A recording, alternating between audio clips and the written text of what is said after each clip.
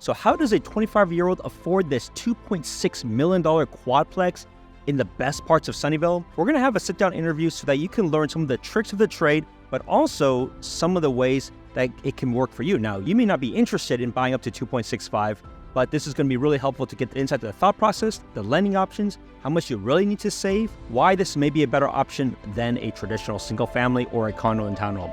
Let's jump into the interview.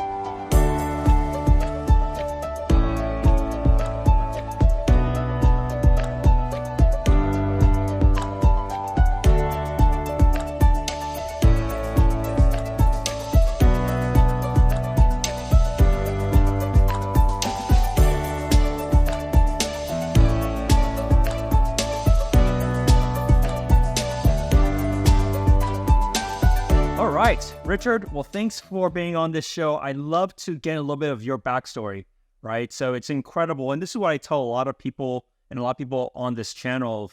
It's not about the age. I mean, money is part of it, but it's quite frankly more the mentality than anything else, right? So please tell us a little bit of story. So high level, when you were 25, so I guess it was 2 years ago, you bought a quadplex in Sunnyvale. Now, before we talk about the real estate side, let's talk about like the origin side.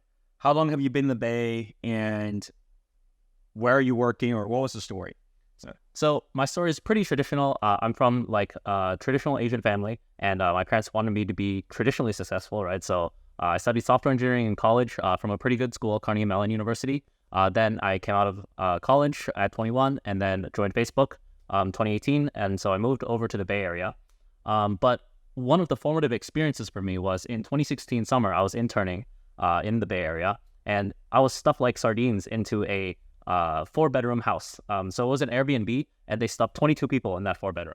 Now, who stuffed you? The company or yourself to save money? There was it was like some guy who owned a house through Airbnb. So he was running this hacker house, and I was thinking, if he gets a K from each of us, that's like $20,000 a month in just rent, right? Mm-hmm. So over those 3 months, you can make back the mortgage for the entire year.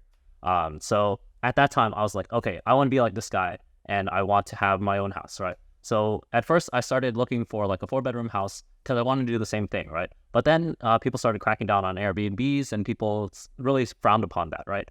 And utilization's hard, and it's a lot of work if you're going to actively manage a house like that. So I learned about fourplexes, and then so I started looking for the search for a fourplex. Wow, and that was one of the questions I was going to bring up. Did you run the math of like condos, townhomes, which would be way cheaper versus obviously a fourplex is a lot more? Like, what was the decision? Was it because it wasn't the price itself, it was what the potential of total rents to the value of the home would be? Is that part of the logic? Or why a fourplex? Why not a duplex, triplex? Yeah, so fourplex. So in computer science, there's a concept called linear programming, where basically the optimal solution to a problem usually lies at one of the vertices. So at one extreme or the other, right? So in this case, four bedrooms or 4 apartments is basically the maximum you can get before you hit commercial real estate. So once you hit commercial real estate, the loans are different and like much worse. Actually. Yeah, exactly. So so kind of that's why we don't go beyond 4, right? So 4 was kind of the maximum. And then, so single family homes are nice, but like I said, the renting out for the rent to the value wasn't really working for you at that point. Okay.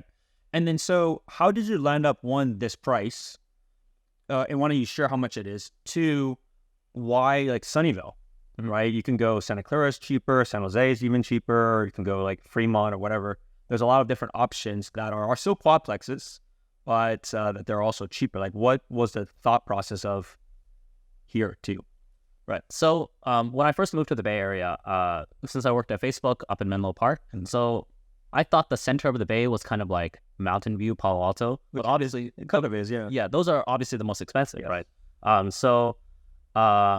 But however, as I've been in the Bay Area longer and longer, I feel like a lot of my friends have gravitated south, and maybe now Sunnyvale is kind of like the central area. So I kind of wanted to be central. And this place cost me $2.65 million at the time. And basically I didn't let price be an issue. And I just bought what I could afford with a good with a good value. I calculated the cap rates and the gross revenue multipliers, the GRNs, and this one worked. Yeah. And walk us through about the cap rate for this. And for those that don't know, generally cap rate is kind of simple to calculate, right? You take the monthly rent, total monthly rent, but that's also something we'll talk about separately. Is like there's many ways to calculate monthly rents. You can do it by a family renting out each individual whole unit.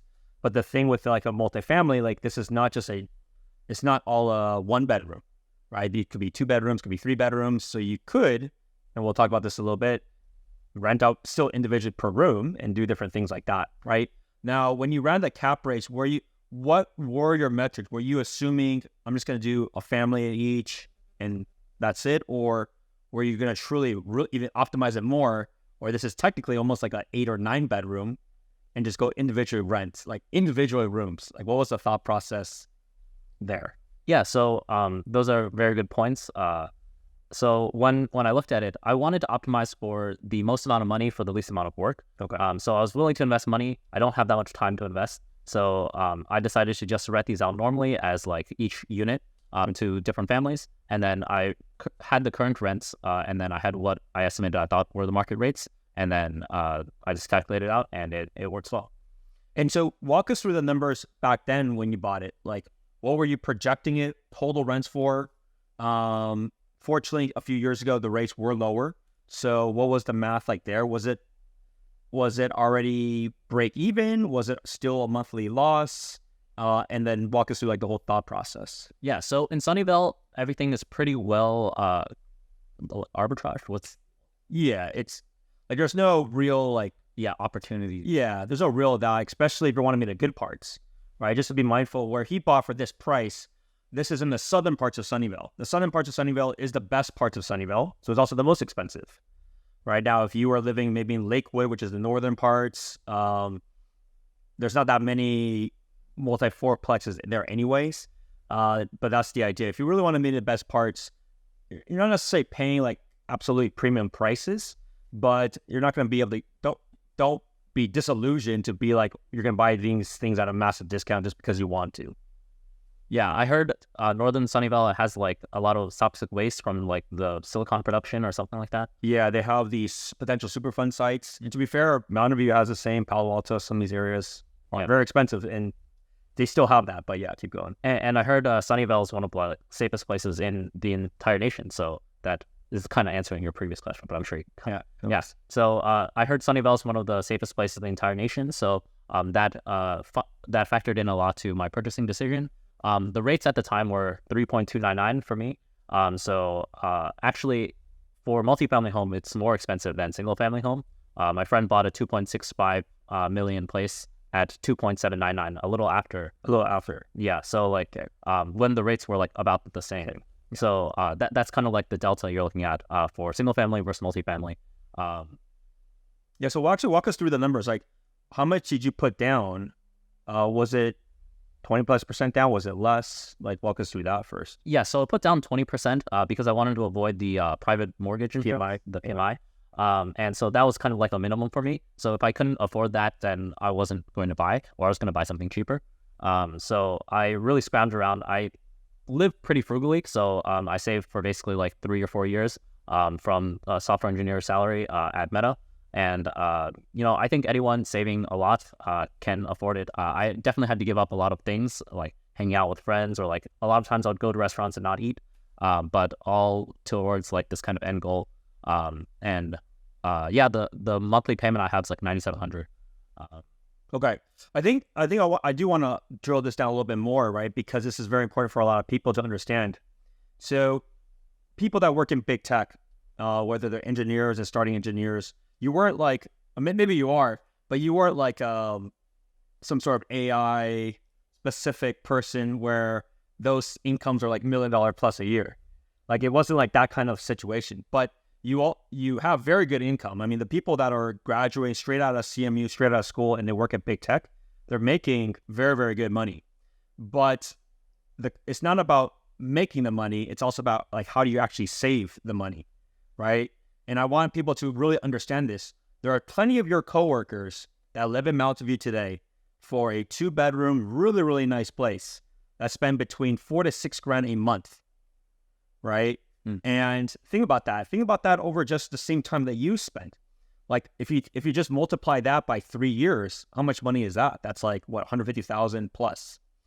Now, what did you do during that time? My guess is there's no way that you stayed in one of those super luxury places. What did you do? Because you already had the mindset. So maybe a little bit on the extreme side of not like going out and not like eating. That's a little bit extreme, which is okay. That's okay. Spending all this money on clubs is pretty crazy too. But what did you do from a living perspective to minimize that, to not pay that $4,000 to $6,000 a month lavish apartment life? For sure. Yeah. Spencer brings up a really nice point. When I first moved here, I was under the impression that the Bay Area was super expensive. So I was looking for the cheapest thing, obviously splitting with a roommate. That's a great way to reduce costs. Yes. So when I moved here, I was in like a $3,500 place, $3,500 a month place. I split with a roommate, so $1,700. But then as I got familiar with the area, I realized that it doesn't actually have to be that expensive. So the next year I was $1,500, splitting a house with 4 people. And then even after that, I was $1,200 living in a room in a house. Yeah. And that's because you actually weren't that familiar with it, right? If you knew what you knew on year 3, on year 1, you probably wouldn't have even gone through that setup.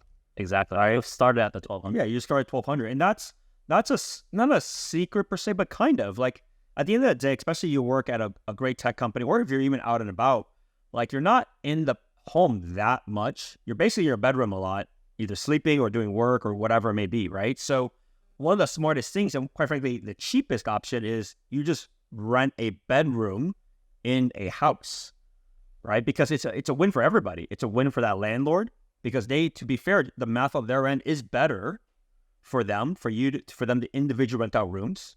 And then for you, it's way cheaper, right? Because like you can share a kitchen. How often are you necessarily cooking, right? Especially you work at big tech, you can eat all your meals there 5 days a week. So your expenses are actually quite minimal, right? You can go to the gym there. There's plenty of stuff there. So optimize that as much as possible, right? But you save a tremendous amount of money, even though it was already way cheaper than the alternative of a $3,000 to $4,000 a month place. That is equivalent alone to, what is that, about 30-something thousand a year, right? That's after tax too. Yeah, that's post-tax, right? This is all like post-tax, which is very, very critical. So as you can see, like there are approaches, and this is what I encourage other people to do. The Bay Area can be expensive. It can be extremely expensive. Like the $6,000 a month plus is not even the most expensive 2-bedroom it could be. Imagine if you rent a 3-bedroom or even more lavish place. Like it can get even more expensive, but it doesn't have to be either, right? Just like Richard's goal was like, hey, look, I saw this when I was an intern. So one really big kudos to even see at that young age. Most people, when they're interning, they're just there to have fun and just enjoy it because they got a really good opportunity. But you already kind of saw, you're like, wait a second, it's actually not bad for me, but let me just do some quick math. The landlord makes how much? Holy cow. Okay, I gotta get on that position as soon as I can, right? And so that's how like the game plan occurred. But that wouldn't have occurred unless you had an initial game plan of like, all right, how do I save as much money as possible during this time? I make good money. Unfortunately, Meta stock did fairly well over the last couple of years too. And now you own a place in your mid-20s, right? Now, that's like the situation right now. What are your plans next? You've accomplished your first milestone, right? Which is you got a place in your mid-20s, and you're already in a position of where you thought of that when you first came as an intern. What is next for you? Like, do you feel like you just want to roll this again and just rent out this one and move to the next one? Or do you plan to do something different? Or have you not thought about it yet? So I have thought about it. So I probably won't roll this again just because the financial situation is a little bit different now. Interest rates are like 6-7%. They're really high. And frankly, it would be a lot of or like basically being too concentrated. Yeah, sure. Too invested into like multifamily homes in the Bay Area. All right, so if you bought a second one. Exactly. Yeah. So then next for me is probably this is where the lifestyle creep comes in, right? Like you make money. Prices. Yeah, exactly. You make money to some point. So yeah, next for me is probably buying a single family house, like getting married, moving in with my then wife. So that would be more of a traditional approach then, right? But this was how you got into your first place. This is where you continue to build equity. and who knows down the road, do you have a vision of potentially selling this and doing an exchange down the road, or this is just what it is, just leave it? So my vision down the road, probably I'll keep this one. And then my single family home that I'll buy, it will be like a starter house, and I envision that I'll have to upgrade that. So when I upgrade that, I'll probably rent that one out in a more traditional manner. But this way, I always have this locked in with the low interest rate for the next 30 years. Got it. Now, if fortunately you had the early vision to do this project when rates were lower.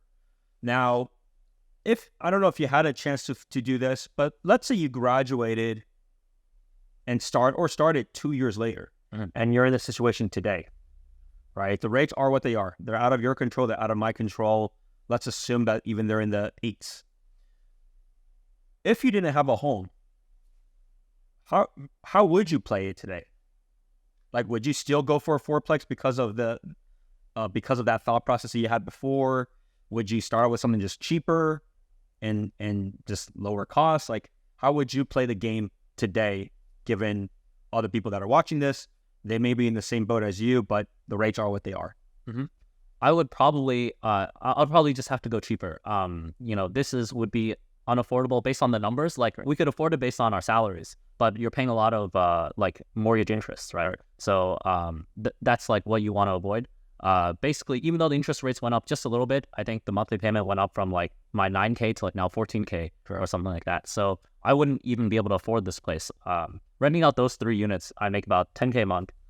And so that pretty much covers my mortgage, right? And then so I basically live in this unit for free, kind of.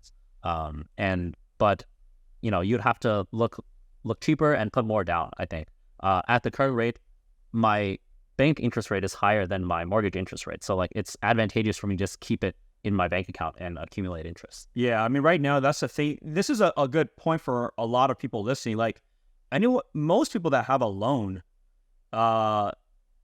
there's no reason for any of us to pay it off earlier, to be fair, right? Because our risk-free return of even a money market account or just some treasury yield, it's like between 4 to 5%. Mm-hmm. And if your rate is under that, then you're technically making some money, even though you're paying a little bit to the mortgage side, the interest side of things, right? So that's something that people don't really get, that there isn't that much distress. Now, obviously, if you lose your job and you didn't have any reserves, then that's different.